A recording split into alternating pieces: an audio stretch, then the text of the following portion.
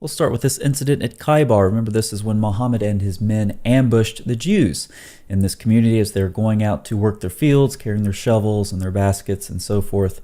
And Muhammad shouted, "Allahu Akbar, Khaybar is destroyed." Aisha later said of this incident that ever since we conquered Khaybar, we had all of the dates that we could eat. So rather than grow their own food, the Muslims decided to attack the Jews and take theirs. When Khaybar was conquered, a cooked sheep containing poison was given to Muhammad as a gift. Now let's think about this. You conquer a Jewish village named Khaybar. You take their food and you levy a heavy tax onto that community. And then you get a gift of food from them. Does anything seem suspicious?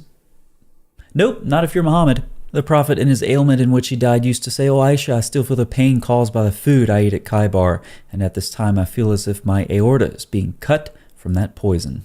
I honestly believe if we were to administer a survey to every Muslim who has ever lived and ever will live, and that survey had one simple question on it: should you eat food given to you by a village that you have just ruthlessly conquered? I think there would only be one yes to that question, and that person would be Muhammad. Next, some woman asked Muhammad, "What is deficient in our intelligence and religion?" He said, "Is not the evidence of two women equal to the witness of one man?" And they said yes. He said, "This is the deficiency in her intelligence." So women, by the way, if you're having issues keeping up with the pace of this video because you're half as intelligent as a man, then you can go to Muhammad's gift to modern women on YouTube, and that's that little setting where you can change the playback speed to 1/2 speed, just for you women who have half the intellect of a man. Let's look at another one. Muhammad said, "Isn't the witness of a woman equal to half that of a man?" The women said yes. He said, "This is because of the deficiency of a woman's mind." So let's put these two things together. When asked, "Isn't the witness of a woman equal to half that of a man?" Muhammad said yes. This is because of the deficiency of a woman's mind. When asked, "What is the proof that a woman is intellectually deficient?" Muhammad replied, "The witness of two women is equal to one man." So according to Muhammad, if you're a woman, your testimony is worth half that of a man because you're intellectually deficient, and the proof of your intellectual deficiency is that your testimony is worth half that of a man. So you can see the flow of Muhammad's argument. It's curved, it's round, like a circle. It's circular in nature, kind of like this illustration I prepared. Now hold on to that diagram because we're going to come back to it. But first, just as a side note, the majority of the inhabitants of hell are women, according to Muhammad. And if you could convince women that the reason that the majority of the inhabitants of hell are women, if you could convince them that's due to their deficient intellect, it would be a really good way to extort some money from them, because you could demand payment as a way to compensate for their lack of intellect. But who would do that? Muhammad. He passed by the women and said, "Give alms, as I have seen that the majority of the dwellers of hellfire are women. They are the most deficient in intellect." It's fascinating, right? You women are a bunch of dimwits, which is why you end up in hell, but if you give me some money, we'll smooth things over with the law. We'll make it okay.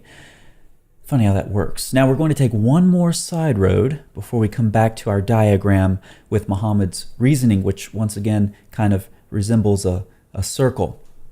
And that is how so many things in Islam can be considered a miracle. Let's take a look at one. So this question is about the Prophet sucking on the tongue of a little boy. And of course you have to read it in Arabic to get the true meaning. It's not actually the Prophet sucking on the tongue. It's the Prophet sucking on the tongue of the little boy. And what do we have here? I mean, how do we explain this? You can see these Muslims process. How do we explain Muhammad sucking on this boy's tongue? Well, it turns out it's a miracle. It is a miracle of the Prophet. And again, it is a miracle of the Apostle of Allah. And just to make sure you get the message in capital letters, a miracle of the Prophet. Now, by the way, while we're here, let's talk about this.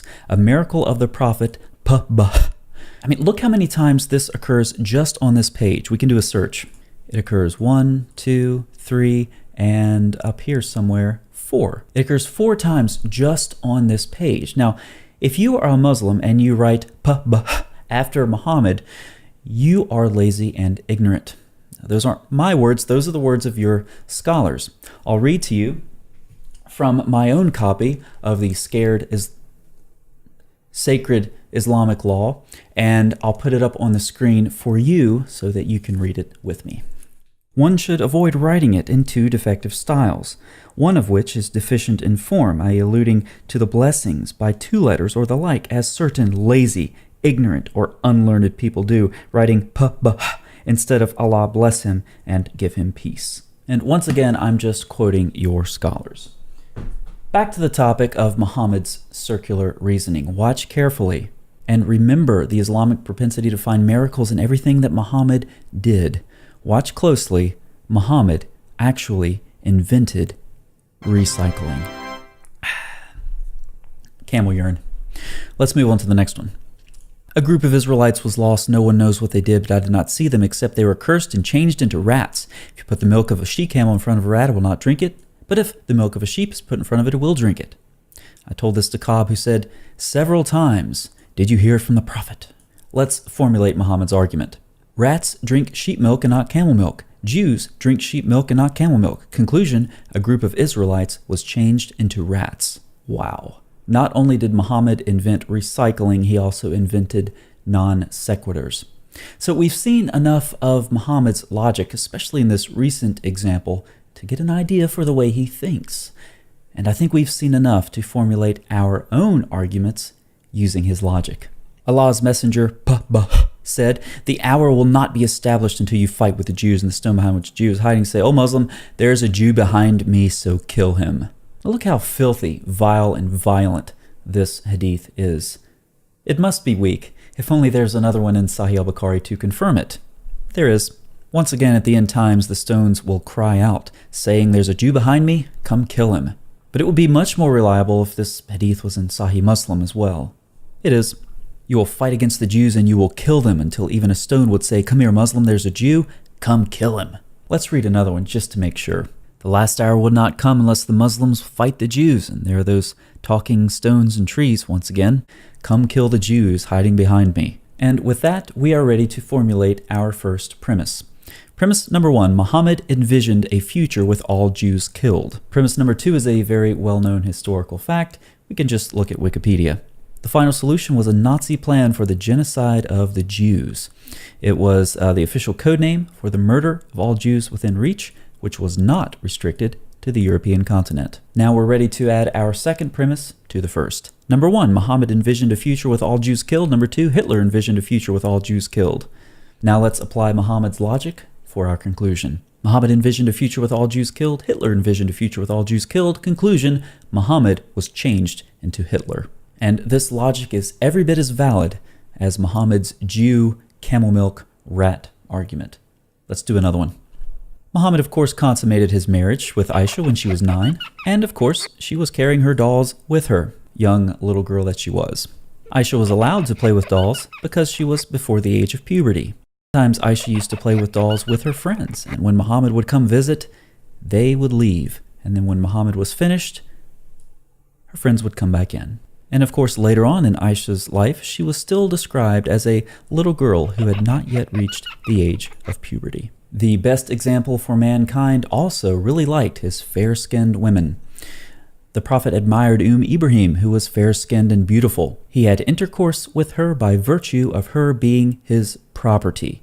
Let's look for some modern parallels to see if Muhammad could have been changed into someone else. Here we have a 9-year-old girl being molested, but unfortunately this man is only 20 years old. Muhammad was in his 50s, so this isn't a very good match. Here we have a 9-year-old girl being molested and a 50-year-old man.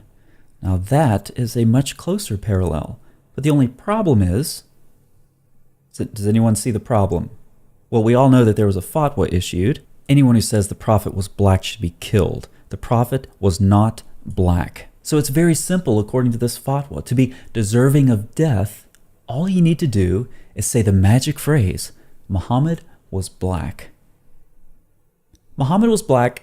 Let's move on to some more modern parallels to see if Muhammad could have been changed into anyone else. Well, there's an example of sexual misconduct. There's another example, or here, or maybe this, and definitely this. I think we've accumulated enough evidence at this point to formulate another argument, yet again, in line with the logic of Muhammad.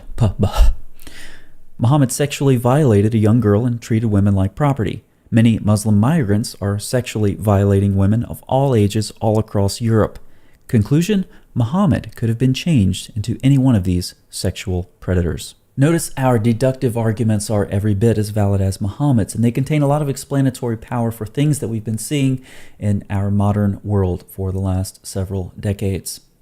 The wisdom of Muhammad.